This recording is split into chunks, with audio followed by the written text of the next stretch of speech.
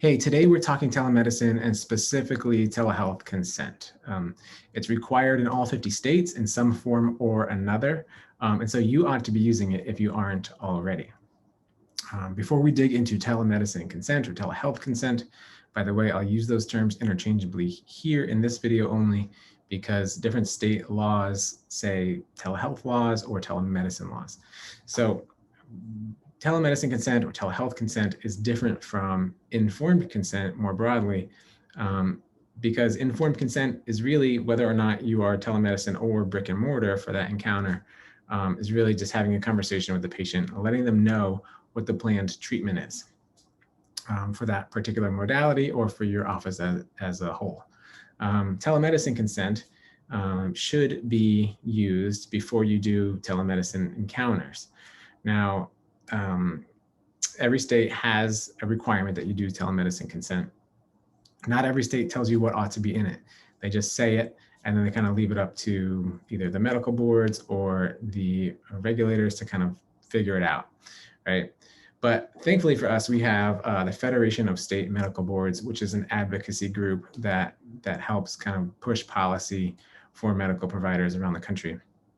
And they have a helpful list of what should be in it. But before we dig into what should be in the written telemedicine consent, I want to talk about why it's important to have a written consent. Some states, as you may know or may not know, only require oral consent. Some states require written consent, and some are just don't say that much about it either way. They just say consent, right? So it's important to have written consent for a couple of reasons. One is it'll serve as a checklist for you to make sure that you cover everything that the Federation of State Medical Boards requires or recommends that should be in it, which is pretty comprehensive, and we'll get to that in a second. So it's a checklist that you forget to include everything. But before that, it'll give you a reminder that you have to actually ask for and get the consent for telemedicine services in the first place. So those are the two main reasons. And the third reason to have a written informed consent, telemedicine consent, is that you have proof that you did it. If you get oral consent, you may forget to put it in the chart. If you rely on oral consent, again, you may forget to just do it at all. So if you have in your policies and procedures, informal policies and procedures, but a checklist for you in your practice that before every telemedicine visit for the first time, you have the patient talk about and agree to the telemedicine consent. So what should be in it?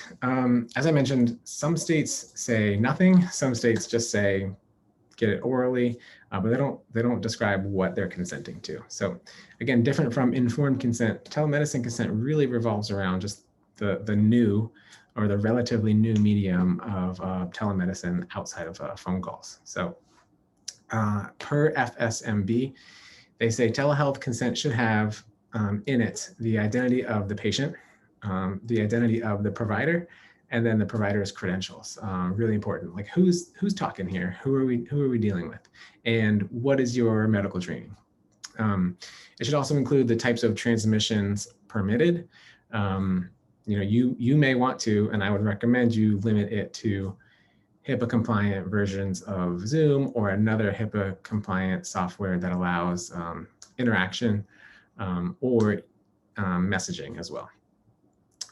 In it, you should have an agreement that the provider is the sole decider on whether or not telemedicine is appropriate. So your patient may say, hey, I want to come for a visit and let's do a telemedicine visit. But if you, in your professional medical judgment, decide that you can't provide the standard of care over a computer, then it's up to you to say, hey, patient, no, I'm sorry that, as we agreed earlier, it's my call and this one requires in person.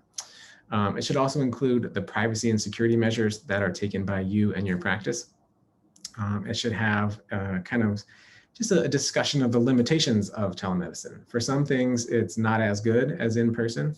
For other things, it could actually be better. Like if you're a dermatologist, in a classic example, it could be better to kind of zoom in on a photo that a patient has uploaded to the portal, which is also a telemedicine as well. So discussion of the limitations or sometimes the benefits of it, a discussion and kind of a hold harmless that sometimes technology doesn't work and the call may cut out or be kind of spotty. So, we're all kind of just agreeing that that's a possibility, and it may happen as well.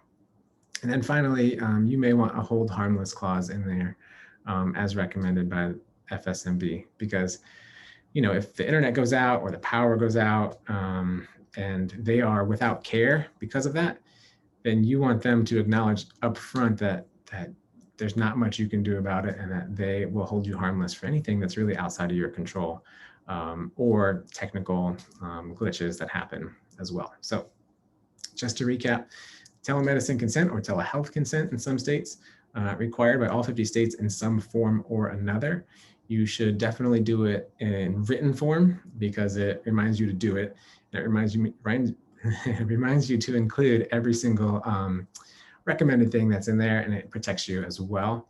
And then finally, you want to make sure that it has the things that are in the FSMB, or the Federation of State Medical Boards, recommendations, especially in states where the regulations or the statutes are silent or don't mention what should be in the consent as well. So that was telemedicine consent. Hopefully you'll use them. We have them at Functional Lawyer. If you can't find a good one, come to functionallawyer.com and grab it there, or grab it below. I'll put a link down below, and we'll see you in the next video.